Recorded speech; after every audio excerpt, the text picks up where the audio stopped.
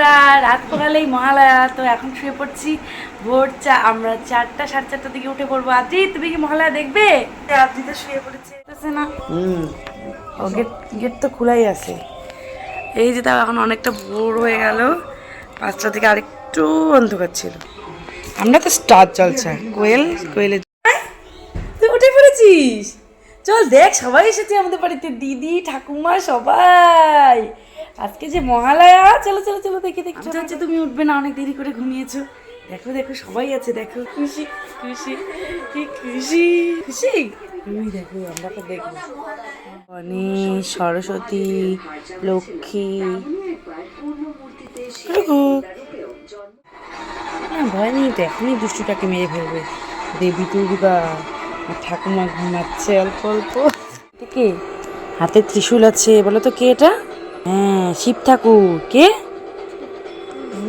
কোন ঠাকুর বলো তো? দুর্গা ঠাকুর। 10টা দে বাবা, ঠাকুমা বসবে না? ঠাকুমা দেখতে আসছে আজকে সবাইকে। ও তোমার জন্য দখল করছে, তোমার কাছে বেশি ভালোবাসে।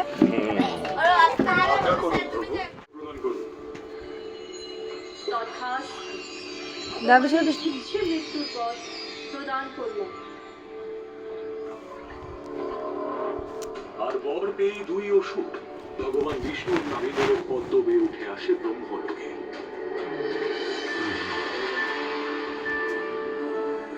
মহালয়া বা যা কিছুই বলো, আনন্দে যা কিছু সবাই মিলে দেখতে ভীষণ ভালো লাগে। তো মামা বাড়িতে আমি দিদা দেখতাম, তারপরে কোনো সময় আমি বোন আর মামি দেখতাম, আর এ বাড়িতে এসে সবাই আসে আমাদের বাড়িতে। আমার এটা খুব ভালো লাগে। তারপরে মহালয়া শেষে সবাইকে চা করে দিই, চা খেয়ে যায়, আমি এটাতে ভীষণ আনন্দ পাই।